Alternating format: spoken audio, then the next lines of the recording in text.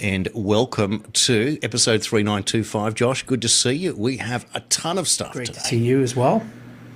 Now, for those that saw my special the other day, Channel 51 News, apologies for the scratchy audio at the head. It's to do with the different mixing that goes through the earpiece and the microphones, and I'd forgot to set it on the on the proper setting. So that should have gone away today, but that shows you that people are at least watching the first minute of these videos. But let me tell you today, you are going to want to watch all 59 minutes of this one. It is going to be an absolute ripper. We're going to cover a whole lot of stuff. You'll see it at the bottom of the screen.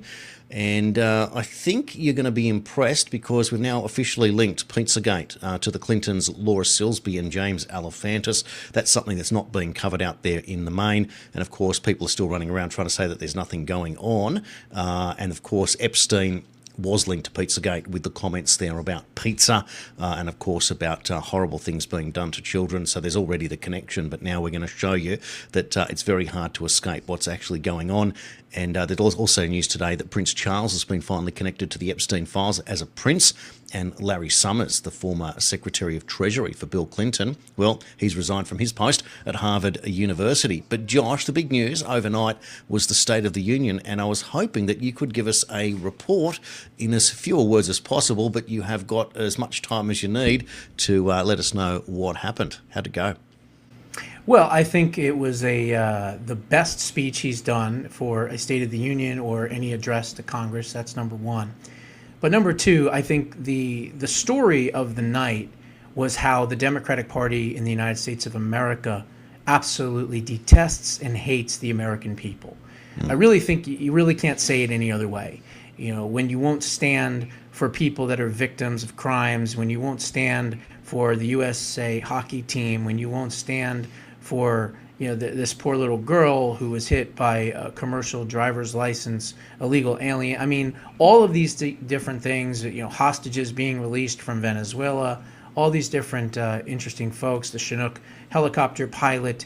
You're not standing for any of these people, the hero in Texas in the floods. It's really sick. But let's think about the reason why. Why won't they stand? And it's pretty simple if you just really look at it. They can't stand because if they stand, all of these things that have happened because of their bad policies. So if they stand for them and if they acknowledge them, they're now admitting guilt. They're saying, if I support this, even when I should, in other words, if someone's a victim of a crime and they survived and everyone is up there cheering for them or for the widow or whatever it may be, and I join them, two things happen. Number one, my political base comes against me. That's number one. And number two, I admit guilt. I admit that I'm a terrible person. I admit that what I believe in and my ideology and my policies have made people's lives worse, not better. So if I support it, I'm literally saying that, yes, I admit and I'm guilty of these crimes. And these people are put into these positions because of my votes and my support. And that's the true reason why they can't stand. That's a really, really solid explanation and makes perfect sense. I did watch a Susan Kakinda Promethean Action summary, and she said basically, Trump got them to walk into a trap yet again. I also saw some really interesting comparisons to Sun Tzu, The Art of War, and what Trump was able to do. And I thought it was worthwhile, as we get into the good news component of your report, was this one here from The Storm Has Arisen. He said the State of the Union address was historic. Trump explained to the world that our enemy was sitting in the room with him, and he looked them right in the eyes and he was exposing them. This isn't divisive politics, as the television will try to tell you. It's much bigger than that. This was about exposing the criminals who have enslaved us for decades while enriching themselves off the backs of hardworking American people no more. We've never seen anyone like this before. We are so grateful. History is being made. God bless President Trump. God bless America. That's a pretty good summary, isn't it? It's fantastic. And look, he was brilliant. He was politically savvy in putting them on record. I mean, think of the campaign ads that are going to be running in the swing states in tight districts, that are going to be showing them sitting down when all these victims are shown on screen. So he gave a a really good speech, but more importantly, he created an environment to help Republicans keep the House and the Senate in the midterms. There was a stunning clip that I got hold of yesterday, and I haven't uploaded it for today's show, but it was explaining how Trump explained that the purpose of the tariffs was to remove income tax. And he said, this is how it used to be. And he said, this is because your politicians are working against you. They bought into the idea that we need income tax here to create free trade, which is what Susan Kakinda focuses on, Trump removing the United States from the free trade movement, which is why the reports coming out of the UK were totally negative on the State of the Union, because they were, from a UK perspective, moving away from the City of London. But this is the point of the tariffs. If you have tariffs, you use that revenue to then replace income tax revenue. And Correct. If you are an American and you get an American manufacturing job that would be well paid and you buy American, you are unaffected by the tariffs. That's the whole point. If you want to buy an imported product, typically an imported product was better than the one that was made at home, and that's why you bought it. But something changed in the period of globalism when Earth's factory was moved to China, which made all of these cheap and nasty goods, and that's the opposite and the reason why you lost your manufacturing. So quality went out the window for consumption. Now, if you're a lefty, by definition, you're a greenie. And the last thing you want to do is consume junk that then ends up in landfill, right? Aren't you the same guys? Aren't you the same guys that are going to come out this week and say, no, income tax is good because it's revenue? Hang on. Yeah, exactly. And you know what? You can add to that this was the pre-rehearsal for what could be in the very near future, the External Revenue Service. Imagine that. Imagine creating the External Revenue Service, where we're taking in revenue and money from all these different countries that have been ripping us off, as President Trump likes to say, for decades and decades, and giving it back to the people, to we the people here in America. And if we were to do something like that, how would Democrats run against that? Vote for me, I'll bring back income tax? Yeah. Vote for me, I'll bring back the IRS? Yeah. You see what I'm saying? He's brilliant. He's visionary, and his entire cabinet are filled with brilliance and visionaries as well. And they're no match for the left. And the left are just sitting there sullen, and they're depressed, and they're angry, and they're bitter, and they're playing on their phones, and they're not standing. While the rest of the people that love America are up on their feet and clapping. And don't forget the slogan that says, vote for me and I'll bring back more imported cheap Chinese rubbish. Exactly. It's just a lose, lose, lose. Josh, one thing with Trump, he spoke there for a good 2 hours. You could tell by the end of it, his voice was wearing out. But who else gets to give a 2-hour speech before the most hostile environment in the world? And there was one of your least favourite human beings in there from Ilhan Omar out there and yelling and screaming. Did you catch Nancy Pelosi's attempt to diffuse the situation when she said it was mostly calm and quiet in the room? Most people didn't hear it.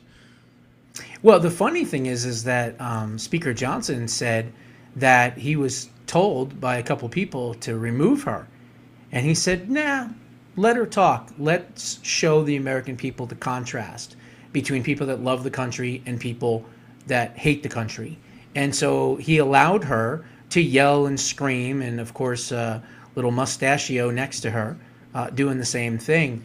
And so it was a complete contrast. And I was even saying, why are they letting her do this? Get her out of there. And then I started thinking myself, even before he said that, wait a minute.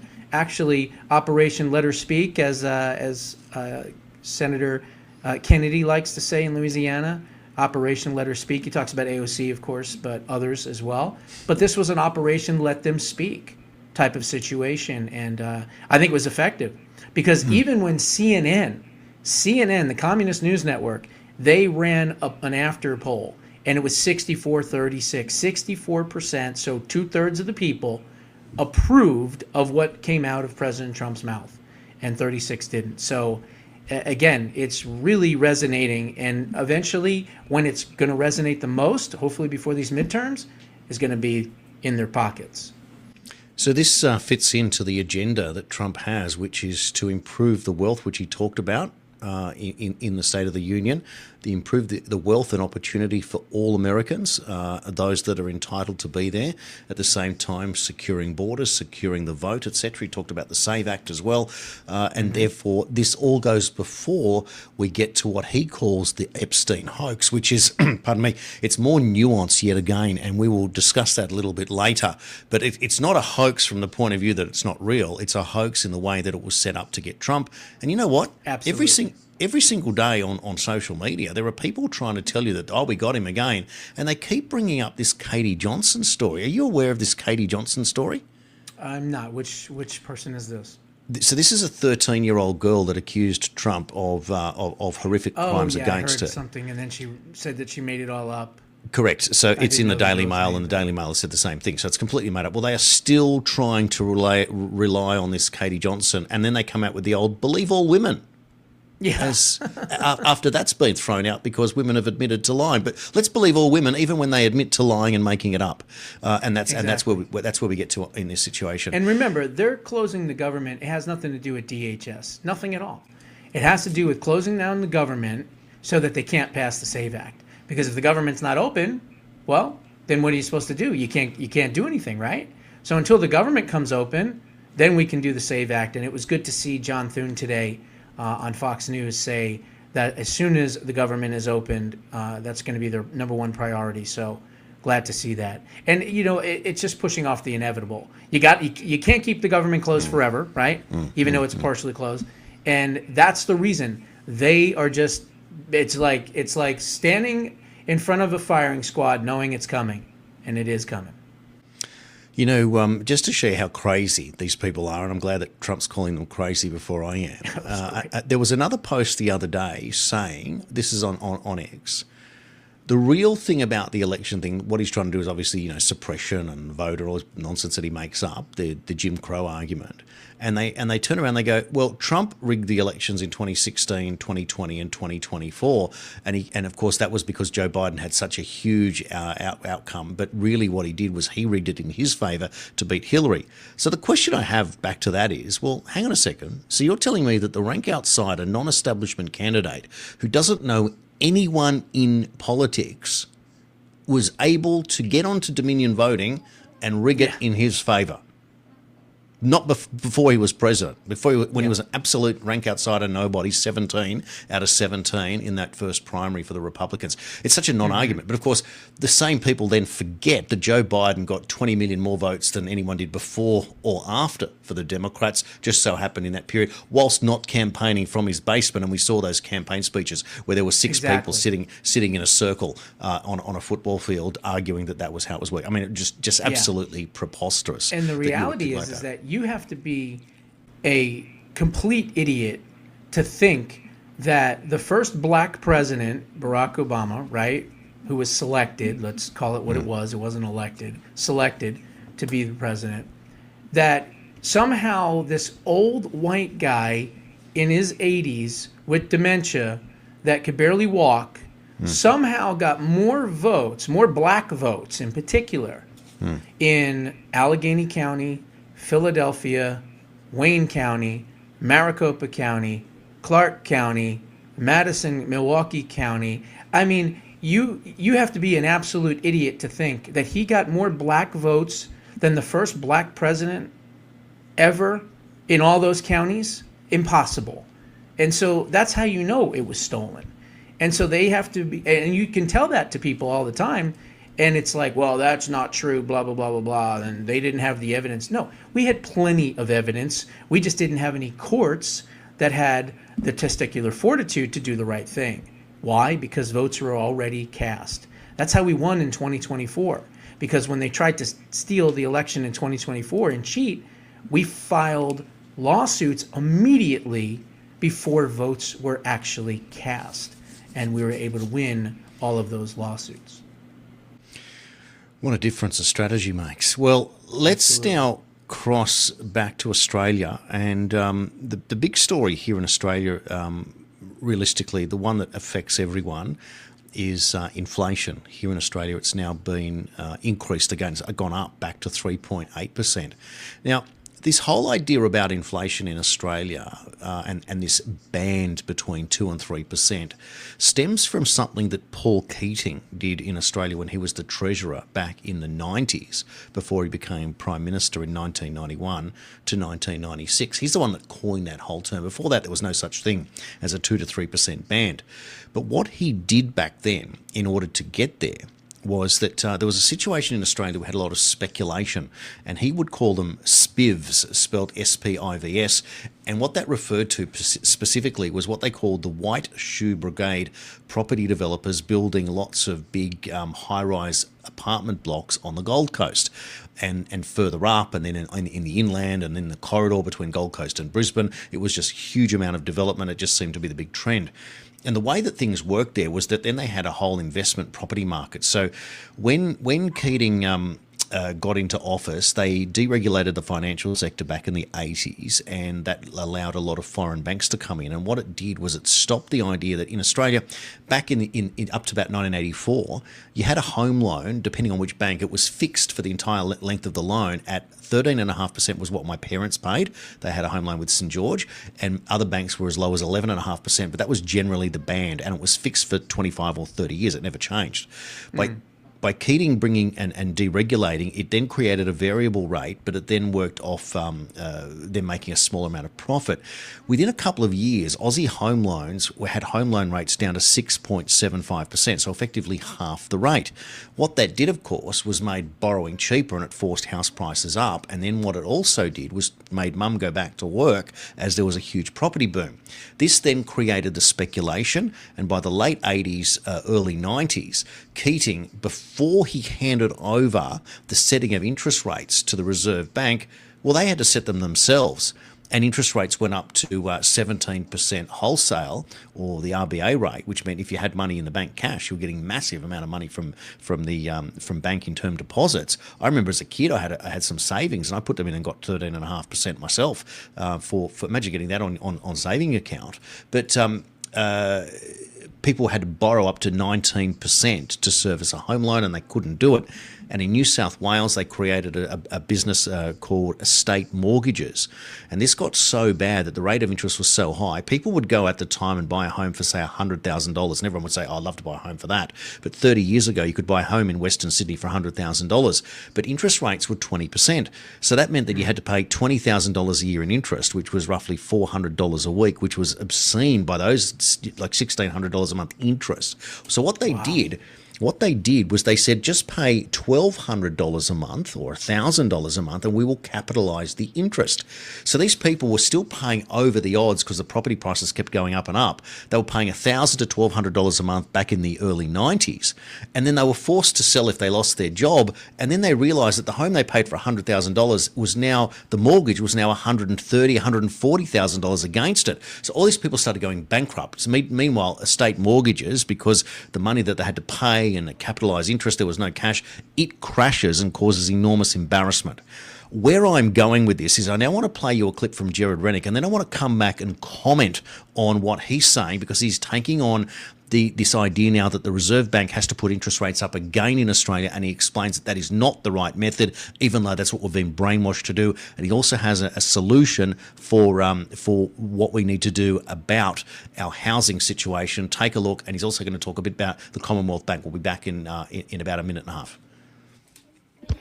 Hi guys, Jared Rennick, People First Party. I just want to talk about a couple of economic figures that came out today. The first is that inflation was at 3.8%, which was higher than expected. So immediately the media started talking about another interest rate rise.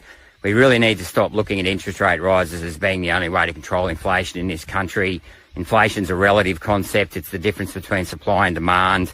There's more ways than just bringing in an austerity measure on hard-working people by lifting interest rates. If we want to control inflation, we can also bring in a productivity measure, and by building more infrastructure and training more of our own Australians to actually get on and supply goods and services where it matters.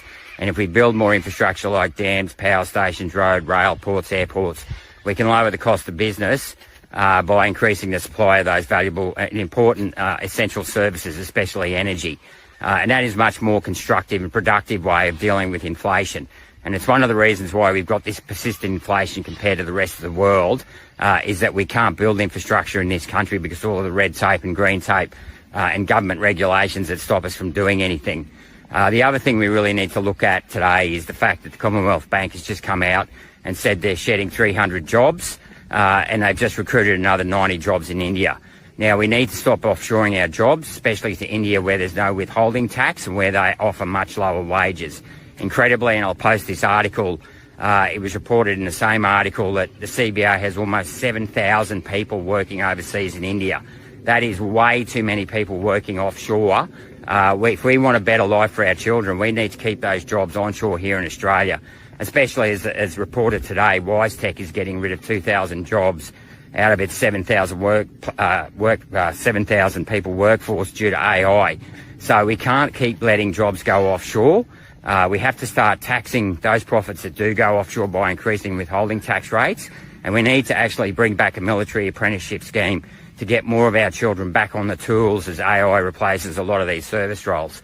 I'm pleased to say People First has solutions for all of these things with the introduction of a infrastructure bank and a military apprenticeship scheme to make sure that we can stand on our own 2 feet and ensure our children have the same opportunities as our forefathers gave to us. Okay, I'll talk to you later. Smart guy. So that's Jared Rennick, former Queensland federal senator. He's absolutely right. I mean, the more building and construction and manufacturing and distribution that you do right there in Australia, you're going to create more jobs, and you're going to be able to curb inflation by doing that. You've got more money passing around throughout the economy. It's not being restrictive. It's actually expanding. And obviously, when you expand an economy, what happens? You pay more taxes, right? So more people are now paying taxes. More people have more jobs. Therefore, they're buying more things, right? Consumer confidence goes up and inflation goes down. But if you're stuck, with these politicians worrying about, I don't know, a rare tree kangaroo, in a certain area, and you can't build on the property because of it or whatever, or we don't want to upset the Tasmanian devils or whatever it might be. We have the same problems in America, right? There's always some kind of caribou that's keeping, a part of Australia from being, explored, or something in the Gulf Coast of Florida because there's like a little, green frog that the environmental wackos freak out over. So, look, we have similar issues and similar problems, but I think the key to curbing inflation in Australia is building many more homes and creating more jobs. If you increase supply, it takes the pressure off demand, so it's automatically anti-inflationary. On the contrary, it's the opposite. So if there are more and more dollars competing for fewer and fewer goods and services, that's where inflation comes from. So it's a bottleneck in production. Now, here's the dilemma. If the government is saying that the best thing that we can do to fix the housing problem, it's an admission there is a housing problem when they say, well, what we're going to do is we're going to build the homes, we're going to do this public-private partnership. That's the last thing you want to do. You want private industry to build the homes. Correct, and that's my point, because if you have a public-private ownership that the government puts up the money, that's another problem. So what they're doing is that they're not correcting the market conditions, and in actual fact they're spending, which is putting interest rates up, and the opposite is actually going to happen. Now today there was another report that's popped up that said that something along the lines of the house prices, they're talking about first home buyers, and they're saying bad luck if you're a first home buyer because property prices have gone up another $68,000 on average in the capital cities. $68,000 is double what these people are hoping to save as a deposit. So even if you save your 5%, it doesn't really matter because at the other end, it's just going up more and more and more. So it just becomes a percentage of terms to get into the market at that point. And so over and over again. So what Rennick's trying to say there is literally what you're saying is we need to build more money, spend more money in infrastructure, make the cost of business lower. And you need to deport millions of people from your country. That's this is really a big part of it too. Well, this is the thing, because if you're bringing in more people than you can house, you are automatically pouring fuel on the inflation fire, and that is the point. And we only reported recently that in Australia, that whilst there's over 800,000 foreign students here, we have a shortfall of 80,000 in terms of our trades, and that supports what Rennick's saying there by using the military to provide important trade skills. Now, some people will argue against it. They'll say that that's not necessarily the case, but what it is to use an existing infrastructure there where you're going to need people to be able to support. And if you're going to build and use different trades, well, that's a great place to start, because at the same time you can replenish your military resources at the same time whilst building these great skills. And if you get to 20 years and you get out into the marketplace, you get a retirement package, you're on big money, and then you can get to go and do it that way. Or you might choose to say take a 10-year course there in the military, but it's just one other way of being able to get in. And of course, the threat of AI is another big problem there along the way, as that threatens to take away our service jobs going forward, Josh. Yeah, no, you're absolutely right. AI is out of control. I mean, the different ways in which they are constantly duplicating new revisions to AI. What we thought was going to be years has now been cut down to months, sometimes even weeks. And it's pretty terrifying. I mean, we're hearing about law firms completely firing all of their people, big law firms, thousands of people being fired because the AI can do paralegal work better than you could hire someone. And so, yeah, there's a lot of different sectors of the economy everywhere, United States, Europe, Australia, everywhere, that are going to be changing based on the advancements of AI. So, just extrapolate just for a moment. Let's say, for example, there was such a thing as a med bed that people talk about as the future, and it's kind of been touted. So let's say, for example, you rock up at one of these new hospitals, you lie down in a med bed, and this instrument does a full body scan and determines that there's a hot spot down there and there's something else, etc., etc. It can conduct an immediate test to determine if there's a growth or whatever it is. Then you're removed, and then you're put into a different medbed, for example, that could either literally use an AI surgical instrument to firstly give you the right anesthesia, and then go in and then remove said growth, for example, if that was the treatment. You don't even need doctors anymore. Now, that's a radical concept, but it just shows you how far it is, because doctors are already using robots in surgery. Yeah, that's not a new concept. Years. Now, if you can have an instrument do that work for you, well, then you don't need it. So any form of process work literally can be trained by a computer to do that work for you. So in actual fact, the best job to have would be an air conditioning technician, because it's the one thing that the AI can't do, at least for the next 10 years or so, is firstly install the air conditioning centres, and second, of course, maintain them, because the air conditioning is going to be needed for all the computers processing all of this AI work. That's an interesting point, but with how fast it's advancing, who knows? They might be able to build an air conditioning system, through AI. Who knows? I mean, it's crazy. It's quite extraordinary, isn't it? And therefore, where do you go in terms of production at that point, and what exactly do you do? I've heard some AI music recently that people are actually writing songs and putting in, and it makes the music. The top 100 song a couple of months ago was a country song. It was all AI. Yeah. There was no person that sang it. It was completely done by AI. And then in Hollywood, there's an AI actress that people are lining up to work with. It's not even real. Sick. It's unreal. It's well, speaking demonic. of Hollywood, Josh, and some people might get a little bit upset with me, but it is Oscars season, and it's always a little bit fascinating with what's going on there in terms of the types of films that make it and win Oscars. Now, the big story this week was at the BAFTAs, where we had a scenario where a film was made about a fellow with Tourette's syndrome. Yes. Now, for those that aren't quite aware, so this is what's so interesting about it, is that a movie's made about Tourette's syndrome. The fellow who stars as the actor playing this person wins the Best Actor award, and they happen to invite along the person with Tourette's for whom the movie's based on. Meanwhile, whilst this is going on, two black stars, Delroy Lindo and I think it was John Singleton, are on stage, and the man with Tourette's happens Michael something Jordan. not the Well, it was basketball Michael player. Jordan, not John Single. Yeah. So John Single, I think, made Boys in the Hood. Anyway, the fellow with Tourette's happens to yell out the worst of all of the racial slurs, Yes. and it takes everyone by storm. And here's what's the fallout is that now the woke community are divided and are fighting amongst themselves. Half of them are saying, well, the man's got Tourette's. That explains it. That's exactly what it is. And the other half are saying, well, you can't say that. You should have banned him. He shouldn't be allowed, which is hilarious. Wouldn't it be funny? It is hilarious. Maybe kinda you should pit make them against each other. But maybe you should make a movie about Tourette's syndrome and explain it. Oh, we did. And they still want to cancel these imbeciles. Right, So, yeah, exactly. And so there it is. It's just a step back from reality, living their own rose-coloured glasses world where we can say whatever we like unless you agree with us, and then we will cancel you. That was a perfect case in There was point. a story about a lesbian group that's banning trans people from joining it or something I saw on the news. It's like they're eating their own. It's great. It's just it just shows that they're just completely imploding, but they are getting more and more violent while they're imploding, and that's the dangerous part.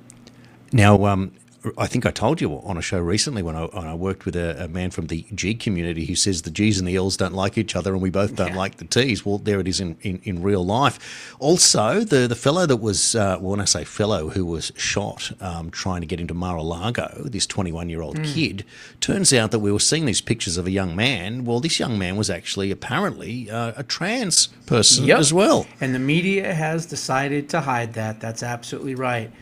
There's a meme on X. I don't know if you have it there now, but basically it says, this is the picture they want you to see, but this is the reality, and he's dressed completely like a woman. I mean, obviously, you can tell that it's him. Yep. But again, the media, the same thing. Or what about what happened in Virginia the other day? There was a guy that killed his wife and I think his daughter or something with a meat cleaver, and they kept saying, the man. The man, the man. Well, if he was a Lily Wonderbread white guy, they would have said a white man did this. But because he's more than likely, because they still haven't released it, a Muslim, they couldn't say that. They have to just say a man. And it's just sickening the amount of racism that you find in media both ways. And it's typically these days almost 90% anti-white because it doesn't fit their narrative. Absolutely. Well, as we continue, and I still haven't got to my punchline, but Gavin Newsom this week implying that black people were stupid because he was trying to be friendly with them for getting a 960 SAT and not being able to read. What was that about, Josh? That was so weird. I mean, he's basically placating. He's trying to, appeal to everyone. And when a politician tries to appeal to everyone, they appeal to no one.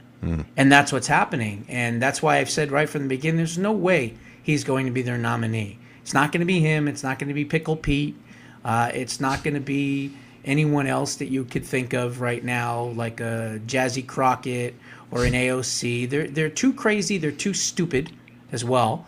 They're not articulate enough. They can't think on their feet.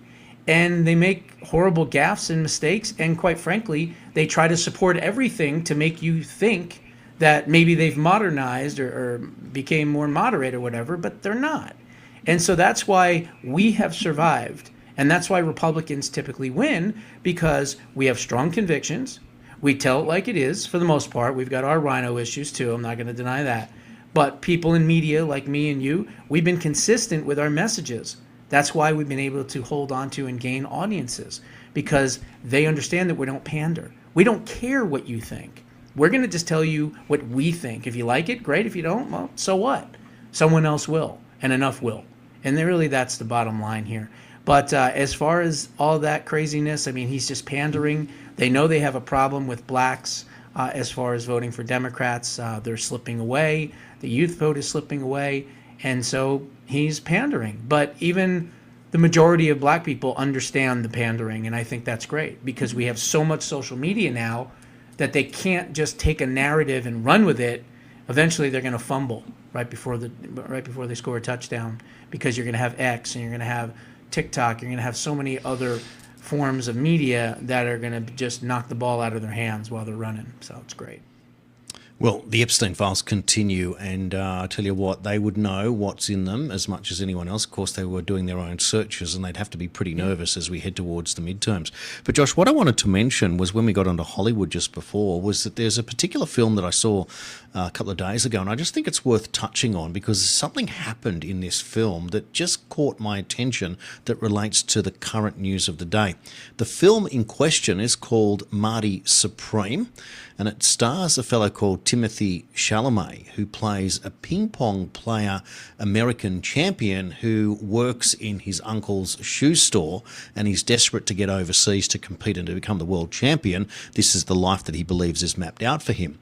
Well, things don't necessarily go the way that they do, but this is a young guy who is a Jewish kid with an enormous amount of Jewish chutzpah who pretty much has to outsmart everyone and everybody along the way.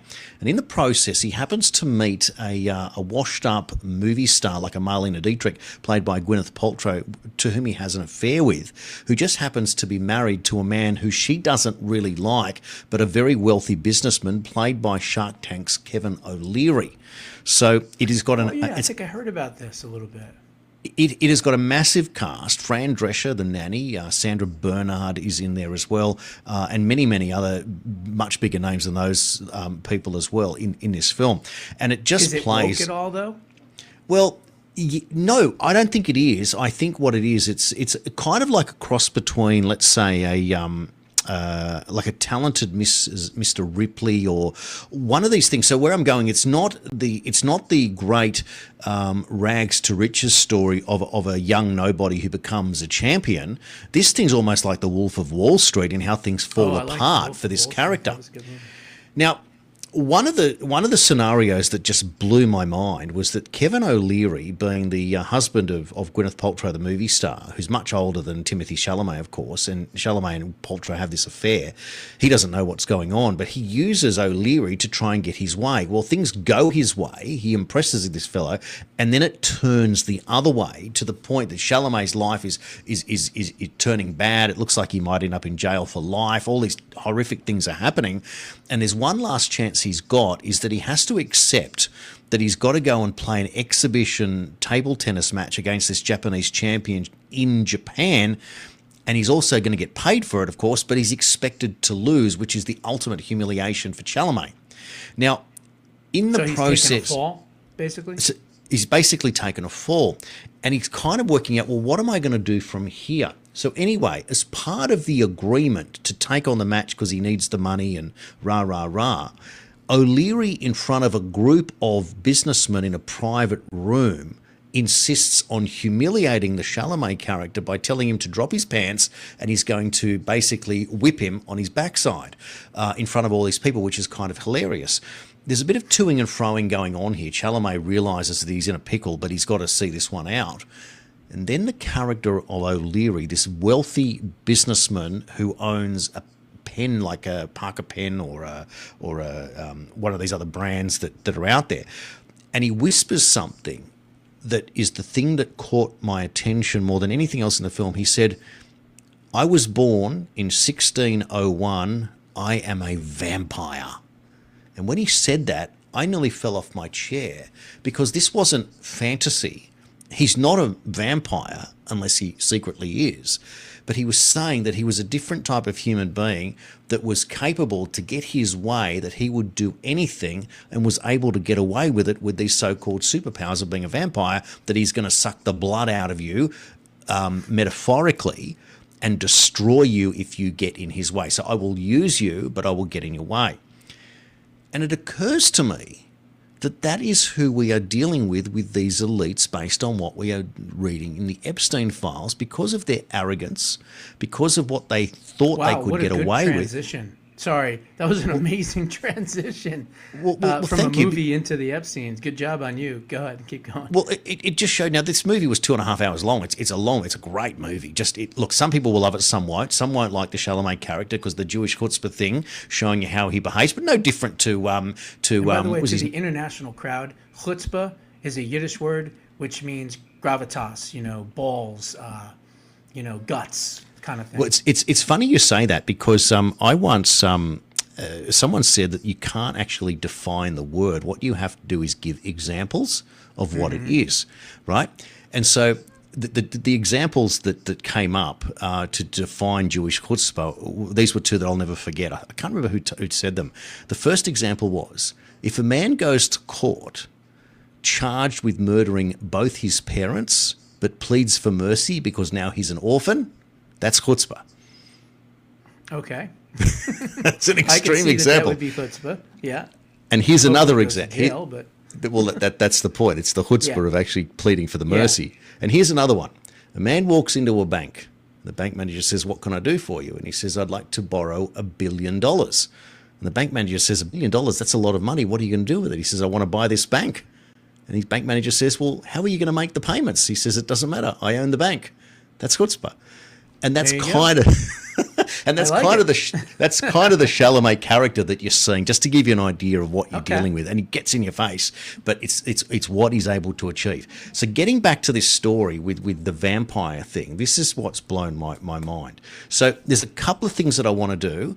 And I think the best thing I'm going to do is just give you today's latest news. Then I'm going to throw a clip, and I'm going to come back and explain the clip, because it's going to put a lot of things together for people, understanding who we're actually dealing with out there. So today in Murdoch Press, explosive new Jeffrey Epstein email blames Charles for Andrew move. A newly unearthed email from convicted sex offender Epstein has referenced Charles in the bombshell new tranche of files.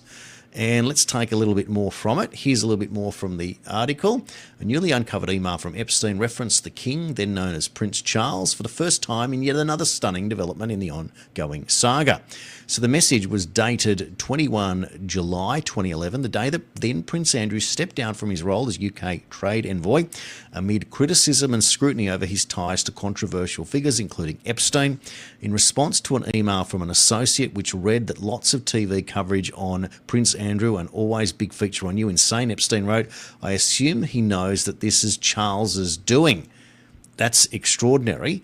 Coming from the article here, Andrew held the role of envoy from 2001 to 2011, and just months before he resigned, he was pictured walking with Epstein in New York, which generated plenty of attention and backlash, and a series of emails from Epstein to associates about the news of Andrew's departure from his role, telling someone, "I'm sure this is good for him. He will now be free." So that just shows you what's going on. Of course, we had the resignation, or the arrest, of Peter Mandelson, who was effectively the deputy or effective PM, according to Epstein, last week as well, for his connection. So that's the first thing. Now, here's another one for you, a big story today. Larry Summers has resigned his post from teaching at Harvard. There you go. That's Thomas Massey saying, "You're welcome, it's not a hoax." Well, a little bit of nuance with that one, Thomas. But anyway, let me show you a bit about who Larry Summers is. He is the Charles Eliot University professor and president of Harvard University. President of Harvard. During the past 3 decades, he served in a series of senior policy positions in DC, including the 71st Secretary of Treasury for guess who? President Clinton, Director of the National Economic Council for President Obama, and Vice President of Development Economics and Chief Economist of the World Bank, Josh. So he's a globalist scumbag, basically. And a pedophile. He has ties to Epstein. All right. So every story about Charles and Epstein must always come with this. That's Jimmy Savile, who posthumously turned out to be the most evil, cruel pedophile that ever walked the face of the earth. Even just horrific, and you can read about all that stuff. But I'm not overstating anything by saying that he was one of the most evil, or the most evil and horrible person, involving children for years. and corpses. Josh, corpses. Oh. Yeah. Okay. So that just shows you that this amount of sickness that is out there. All right. So here's the clip. This is really important because now we're going to link Pizzagate, and of course that means James Alefantis, directly to human trafficking, the Clintons, and the central character in this play, Laura Silsby. Take a look. Any comment? No comment. Not right now. In November of 2009, a woman named Laura Silsby founded a non-profit, the New Life Children's Refuge. which described its mission as attempting to rescue orphaned and abandoned children in Haiti and Dominican Republic. 2 months later, on January 29, 2010, Silsby was arrested for attempting to traffic 33 orphaned children out of Haiti without documentation. Are some of the 33 Haitian children an American Baptist group allegedly tried to unlawfully take out of the country on Saturday. Laura Silsby says the group paid no money for the children. The mistake obviously we made is we did not understand that there was additional paperwork required. Laura would later learn through WikiLeaks that Hillary Clinton was sent email updates from Uma Abedin and other associates regarding Silsby's incarceration and developing legal case. This was not the first time Silsby found herself facing child trafficking charges. Silsby had been caught once before by Haitian police attempting to traffic 40 children out of the country. However, in that incident, no charges were brought against her, and she was merely turned back at the border. A week after Silsby was apprehended the second time, on February 7th, 2010, former President Bill Clinton appointed Silsby a lawyer by the name of Jorge Puello. Puello was successful in getting Silsby's charges reduced to 6 months. Jorge Puello also had a colorful history with human trafficking. He was convicted of operating an international sex trafficking ring involving women and underage girls out of Central America and Haiti. Puello's wife was also arrested on the same charges. In 2011, Silsby was appointed as CFO of the software company Connexus and would later become its vice president of marketing. One of IPAW's functions is to issue Amber Alerts to the public in the event of kidnapping. The Amber Alert system was set up during Bill Clinton's presidency. In 2015, Laura Silsby married Norman Gaylor and took his last name, which is how her name now appears on the Connexus website. How does a woman who was caught multiple times attempting to traffic children internationally get promoted to the executive team of the preeminent kidnapping warning system in the country? Izette Folger, a close friend of Clinton associate James Alefantis, gave a statement in support of Silsby during her trial. Folger is the daughter of Michael Maccabee, who coaches leaders of Nuestros Pequeños Hermanos, or NPH, a large organization that runs orphanages all over the world. Folger's son, Max Maccabee, is on the board of directors of an NPH orphanage called Friends of the Orphans, which is one of the 760 orphanages operating in Haiti and happens to be the exact orphanage from which Silsby was caught trafficking children. Curiously, Max Maccabee gave an emphatic and lengthy statement of support for Comet Pizza during a contentious neighborhood commission meeting back when the Pizzagate controversy exploded.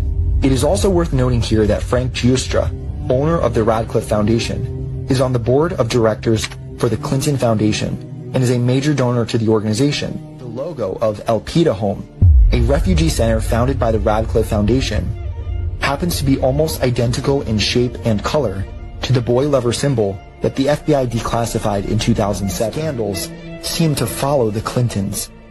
Their ties to pedophilia don't end there. How's your mind? Imagine that. Someone trying to child traffic children is also, what, part of the whole Amber Alert system, which is supposed to be for missing children? That's really sick. The Frank Giustra Enterprises also worked with Hollywood entertainment company. I'm trying to remember the name of it. It wasn't Paramount. Which one was it? It was one of the presidential or something. I can't think of the name of it offhand. But he was a big part of that. And yes, of course, he was a co-founder, believe it or not, of the Clinton initiative as well. Yes. Big donor. And Frank Giustra, Lionsgate Films. Lionsgate, that's it. Yeah, Lionsgate Films. I covered this when she was running for president back in 2015. Yeah. I explained that the Clinton Foundation was and still is a money laundering operation. That's exactly what that thing was. It had nothing to do with humanitarian aid. It had everything to do with high dollar people giving them money so that they could launder it. And that's what that was all about. So I'm certainly not shocked by it, but I am a little shocked about the whole Amber Alert thing and her being part of that. That's crazy. Well, there's a bit more to cover. I just want to make reference to, if you want anything on the Clinton Foundation, I did that interview, I should say, with Charles Ortel last year. That was an absolute bumper edition, about 90 minutes. I can republish that on the Substack page at channel51.com.au for anyone who would like to watch it. Leave a note in the comments if you can't find it, and I'll re-upload that. But that was a ripper because Charles Ortel is the world's preeminent Clinton Foundation researcher, a bit like Jim Markopoulos, who was the one that exposed Bernie Madoff. They're on that level. If it wasn't for Jim Markopoulos, Bernie Madoff would probably still be alive and still operating his Ponzi scheme today, if you will. And the story that that Markopoulos wrote was that nobody would listen, even when they got to the point that they literally just had to look under the bonnet and turn the page, and there was all the corruption. The officials would not open the book. They basically wanted to keep a blind eye. And again, Charles Ortel, the same thing. So here's where I want to go. I just want to give you a series of facts for people about what's going on here. So this Jorge Puello fellow, he was the first name that came up there as the one that Clinton hires to go and defend Laura Silsby.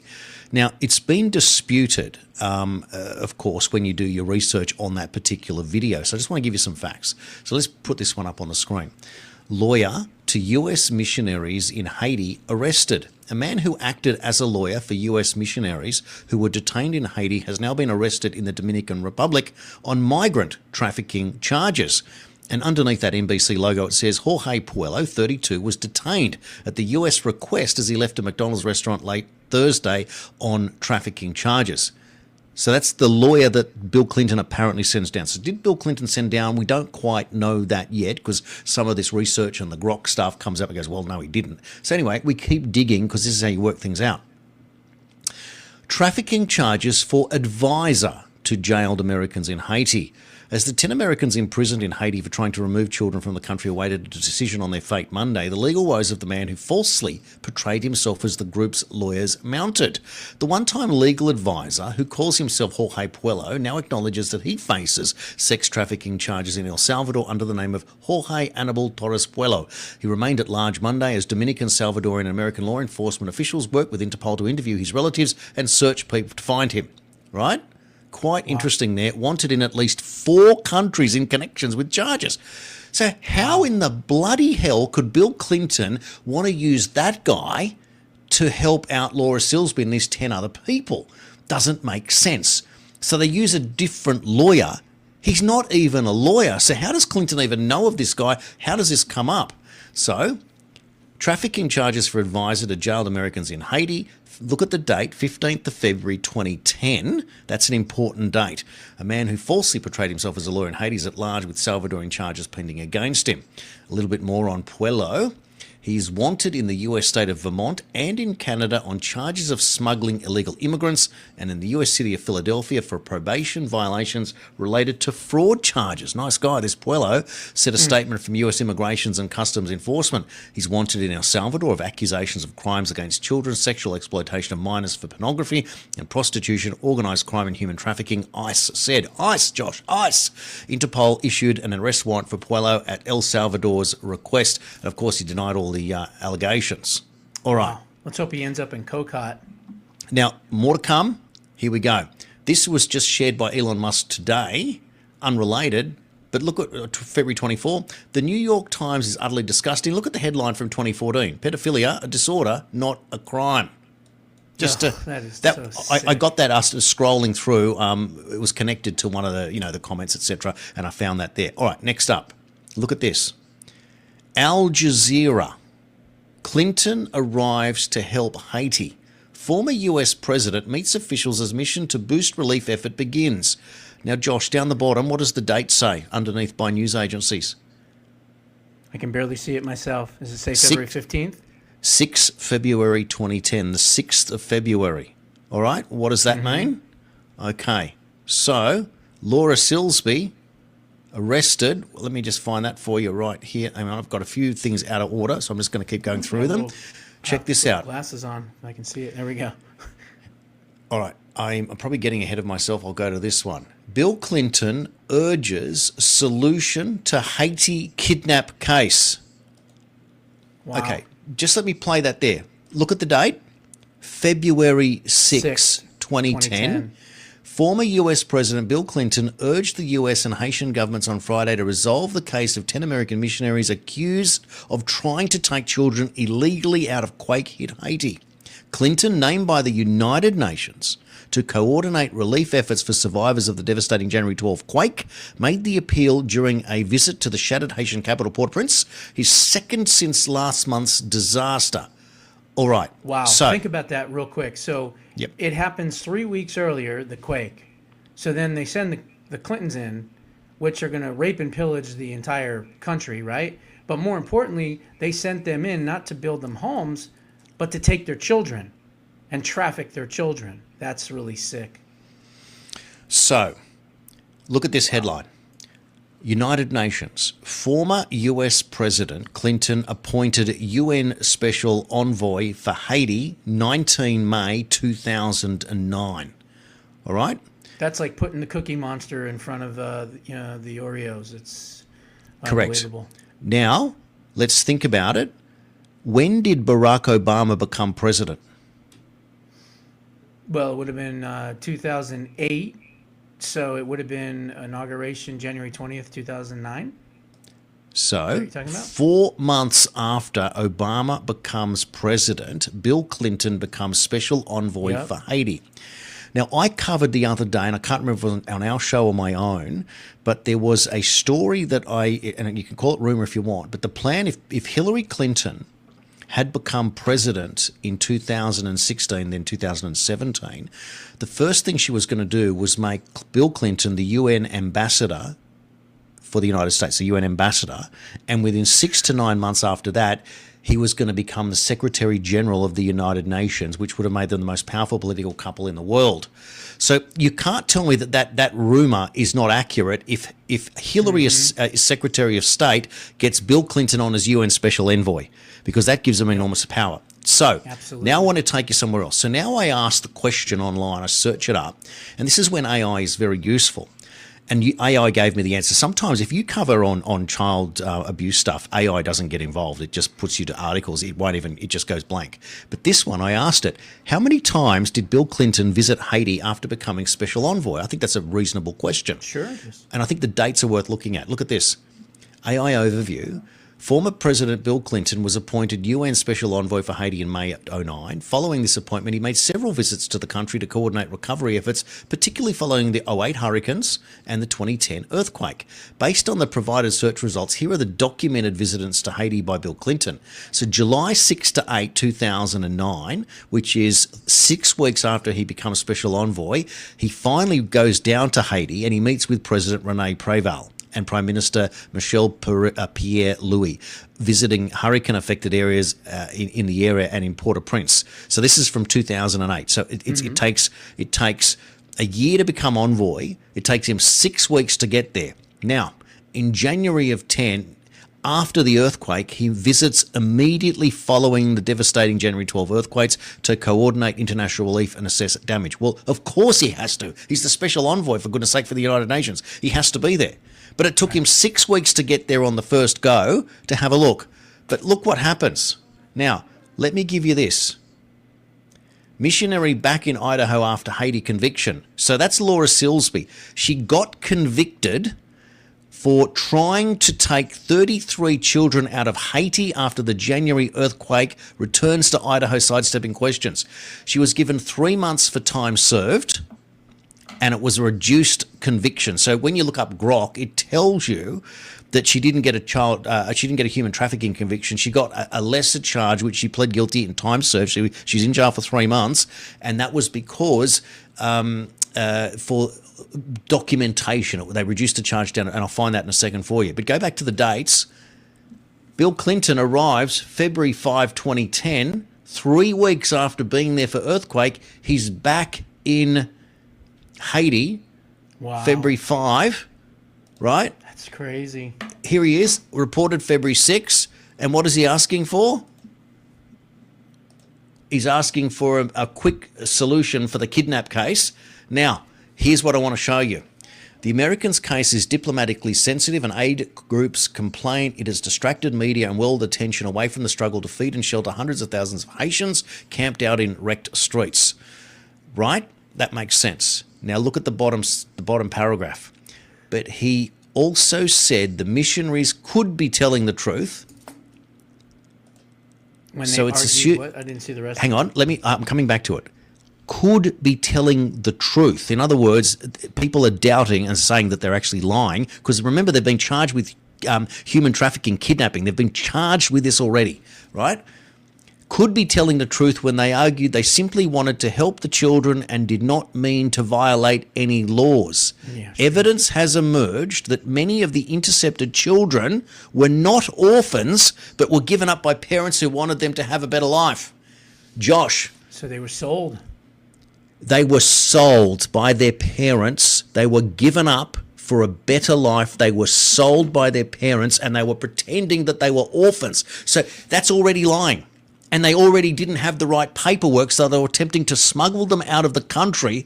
And Bill Clinton, who doesn't go down to Haiti for 6 weeks after becoming the envoy, is back 3 weeks after the earthquake calling for an immediate end.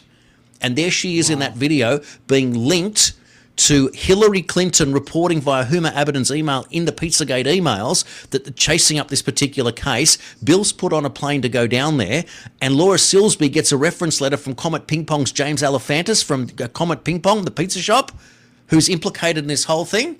How is that possible? Wow. Good reporting, buddy. Good investigative reporting. Well, I tell you what. That's what we do, right? We dig. And clearly that shows that there is communication and a connection between Bill Clinton, James Alefantis, of course, the Clintons, the Clinton Foundation, what happened with Haiti, Laura Silsby, Comet Pizza, and pedophilia and child trafficking. And it's a whole lot more. Good job. When the mainstream media says that the only connection to the Clintons and Comet Pizza is that James Alefantis offered to have a fundraiser at the pizza shop, that is a blatant obfuscating lie, and shame on every mainstream news whoever agency out there who is lying to the people. You are covering up whether you intend to or you are paid to or you are complicit. Shame on you. Now, two more. This should be a whole special, which we might have to do a separate show on. This is amazing. US missionaries charged with child kidnapping in Haiti. Josh, that was the one I was getting to. Look at the date there, February 5th from The Guardian 16 years ago. February 5th, they're charged. And William Jefferson Clinton arrives on the 6th of February, for goodness sake. Come on. Now, let me tell you a little bit more. Before this is the last thing I want to show you because we're over time as usual. Yep. Look at this. This is on Laura Silsby. The new refugee case was an incident of alleged kidnapping and the ensuing legal cases which occurred in the aftermath of the January 12 earthquake. On January 29, 17 days after the earthquake, a group of 10 American Baptist missionaries from Idaho attempted to cross the Haitian-Dominican Republican border. Interesting that they went in that direction with 33 Haitian children. The group known as New Life's Refugee did not have proper authorization for transporting the children and were arrested on kidnapping charges. They denied any wrongdoing, claimed that they were rescuing orphans, they weren't orphans, and leading to a Dominican hotel which was being transformed into an orphanage. For goodness sake, go and watch The Sound of Freedom and you will see the real-life Laura Silsby characters in there. Last point, Who the hell is Laura Silsby? I think this is really important. Take a look at this article. Someone covered it, CBS News, February 5, the same day. Watch this, Josh. Just listen to this. Laura Silsby, the leader of 10 US Baptist missionaries facing kidnapping charges in Haiti, is no stranger to legal and financial troubles. The 40-year-old Idaho businesswoman convinced members of Idaho's Central Valley Baptist Church to follow her dream of building an orphanage in the Dominican Republic for Haitian children. But her other business and personal ventures reveal a checkered history. Now, remember they just said orphanage. And these children were sold. They weren't orphans. Silsby has 14 legal complaints for unpaid wages in connection with her online shopping business, Personal Shopper. Employees won 9 of those complaints, and Silsby was ordered to pay $31,000 in wages, $4,000 in fines, according to the New York Times. She also had at least 9 traffic citations in the last 12 years, including 4 for failing to register or insure her car. Last July, she defaulted on her mortgage for her Meridian, Idaho, her home there, but she used that same address to register a non-profit, the New Life Children's Refuge, the orphanage operation linked to the current kidnapping charges. But those who know her don't doubt her motives, noting that her problems usually stem from a lack of organisation. Bull effing shit. Yeah, exactly. Yeah, she sounds like she's part of the whole globalist pedophile network, clearly. It's shocking that it's coming from Idaho, which is a pretty red state here in the United States of America. But the other question is, how are these people ever going to be held accountable? You know, I mean, it's wonderful to kind of put the pieces together, but now we got to figure out how to hold these people accountable. Maybe it's coming, maybe it's not. I wouldn't hold my breath. And again, I mean, Bill Clinton has been notorious with Jeffrey Epstein, 22 plus times on the jet and everything else. We know what he did and what they did to Haiti. I mean, that was a crime in and of itself, what they did. You know, they destroyed the entire island. They depleted it of everything, and they didn't care about these people. They put them in temporary housing. Most of these people died of malaria and everything else. They had no air conditioning. They had no nothing. They said that they were going to go down there, take care of these people, rescue them, build these homes. They didn't build any of these homes. And instead, what did they do? They trafficked their children. I mean, it's so sick. Who knows? Maybe some of these Haitian kids are buried right now on Epstein Island, because there's references in the Epstein files that he's talking about things that are under the ground on his own island. He talks about it in a couple of the emails. So I don't know. Maybe they ought to just rip up and excavate the entire island, and maybe you'll find a lot of interesting things underneath that soil. What's interesting there, of course, is the island was sold, and so there'll be difficulties in doing that. However, Zorro Ranch in New Mexico, there was also reports in the files of girls gone missing and presumed buried on that particular ranch, and it's in the middle of nowhere. So that's something that now we know that they're investigating. Now, last thing I want to mention about this is that within the Pizzagate files there was references made. Obviously, we've talked about cheese pizza and things like that, referencing boys and girls, etc. But there was another one called Walnut, which referred to a black boy. Walnut, right? That's the term. Watch this article. This email. Walnut source ? To John Podesta from Jim at Common Sense. So I'm not quite sure who Jim at Common Sense is, but also to T. Stayer. And this Stayer name comes up a lot when it's referring to food. Hey, John, we know you're a true master of cuisine, and we have appreciated that for years, but walnut sauce for the pasta. Mary, please tell us the straight story. Was the sauce actually very tasty? Love to all the Podestas from the Stayers. Jim, so that's Jim Stayer, Common Sense. Ugh. Okay. I'm Jim just putting Steyer it there. is a big left-wing, millionaire, billionaire that does a lot. He's like a George Soros wannabe, basically, in California. He's meddled in Arizona, trying to take over our corporate commissions and our energy commissions, and we've stopped him in the past. But he's another one that's dangerous, and obviously another sick globalist pedophile. It's just absolutely obscene. So anyone who's following along will go, yeah, I realise all that stuff. So what I'm trying to do is obviously show you that this stuff still gets under my skin, and it still makes me mad, and I still realise that like Josh said, that we may or may not be able to get to justice from it. Now, I am presenting to you fact after fact after fact that's almost impossible to refute, and some people will say, well, that doesn't actually show because you don't actually get a video of this happening, and if you did get a video, it'd be AI and fake and whatever. Well, this all leads up to evidence, and it's beyond circumstantial at this point.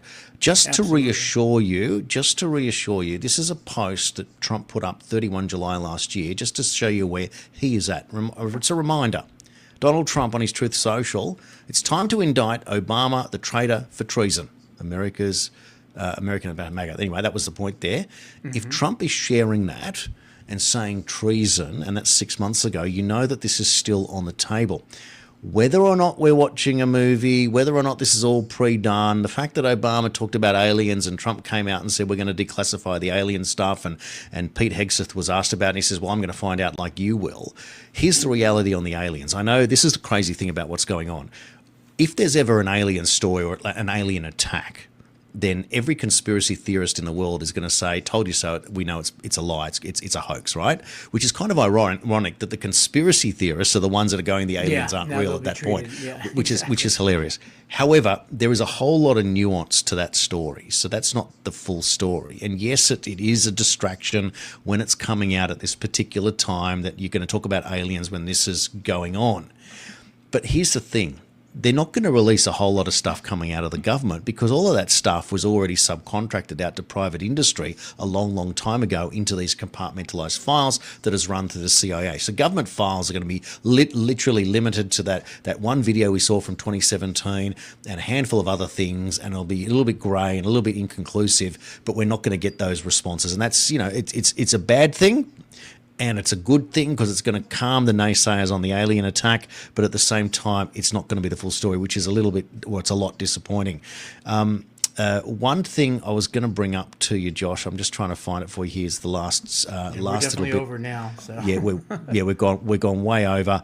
I can't even remember. I was just checking my notes here. What was I going to say? There's stuff everywhere. But anyway, look, maybe what we do. Oh, here it is. This is the one. In relation to Epstein, this story has been partially debunked. This is the former Norwegian Prime Minister, Torbjorn Jagland, who was hospitalised after a suicide attempt, which was the reported story. His attorney came out and said it wasn't a suicide attempt, it was something else, but it remains undisclosed. But my point being, as we conclude today's show, with the pressure on Andrew, now that the Charles Epstein link has come out, I personally expect that he will take the Rommel death. I think Andrew is going to off himself at some stage when the pressure is too much, certainly if he's facing time behind bars. Other people say they'll never get to that stage. What I think will happen is they'll put enough pressure on him and he will literally let himself out. But if Jagland is suddenly very, very sick and in hospital and they're denying a suicide attempt, they would only deny that out of embarrassment. Don't expect that this isn't going to take off, because if Epstein did or didn't or was murdered... This sounds like a suicide attempt by Jagland, but, you know, I said this before and I'll say it again, there's no way he's going to be prosecuted because, you know, obviously he's the brother of the king and the courts serve to the king, right? So all he has to do, as I said before, is just call him as a witness. Now you have a constitutional crisis. But I do agree with you that something's going to happen to him. Maybe he's out there riding his horse and something happens. Maybe he's poisoned.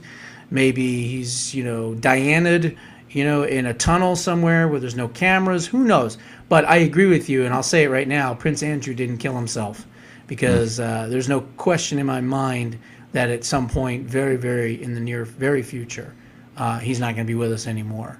And again, I don't have specifics or anything like that, but there's MI6, there's British Intel, there's so many other things, and they want to protect the monarchy as best they can.